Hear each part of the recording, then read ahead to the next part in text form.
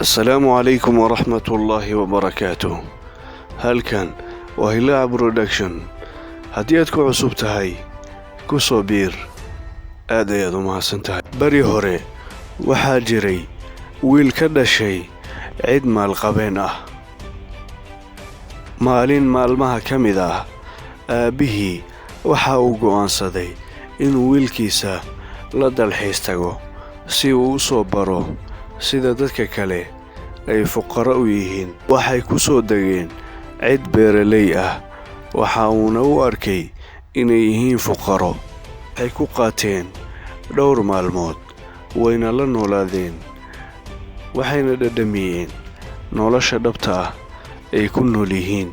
ciddii beeraleyda ahayd waa uu u dhammaaday dalxiiskoodii, waxayna u soo laabteen halkaa iyo gurigoodii. aabbihii waxa uu weydiiyey wiilkiisii sida uu u arko nolosha cidda beeraleyda ah. aabbihii waxa uu yidhi, ma aragtay siday ugu nool yihiin nolol faqri ah? wiilkii waxa uu yidhi, haa. aabbihii waxa uu ka dalbaday wiilkiisa inuu macluumaad dheeri ah la wadaago. wiilkii waxa uu yidhi, gurigeenna waxaa laga helayaa meel 3 mitir ah oo lagu dabaasho. xagga ayaga ay haystaan webi aad u dheer oo aan lahayn dhammaad. gurigeenna waxa uu leeyahay nalal korontada qaali nooga dhigayo. xagga ayaga ay haystaan xidigaha cirka oo aad u badan. waxaan leenahay dhul yaroo kooban oo ay ku yaalaan dhowr qol. xagga ayaga ay haystaan dhul aan dhammaad lahayn, baaxaddiisana aad ay u weyn tahay. cuntada waan soo iibsannaa. xagga ayaga cuntada ay beertaan. waxaan nagu hareeraysan dayr aan ka doonayno ilaalo. xagga ayaga aysan doonaynin dayr, maxaa yeelay waxaa ilaalinayo saaxiibadood.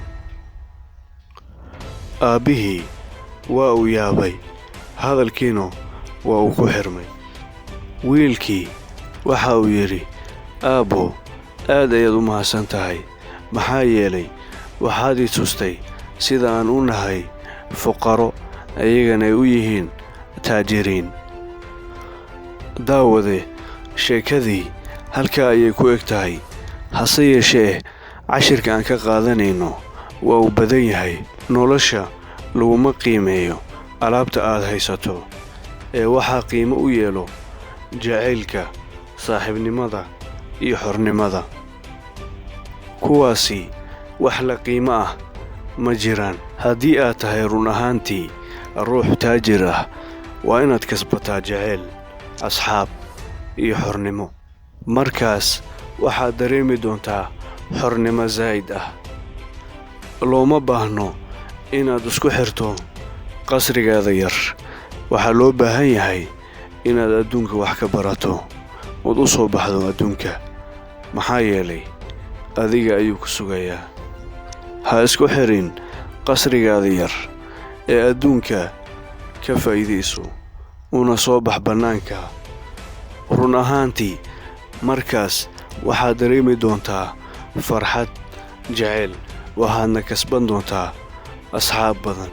xaqiiqadii waxaad noqon doontaa taajirka dhabta ah. halkan waa Hilaac Production. waxaan kugu soo gudbin doonaa sheekooyin dhiirigelin ah. haddii aad ku cusub tahay, ku soo biir. ha iloobin inaad saarto muuqaalka like, lana wadaag asxaabtaada. mahadsanid.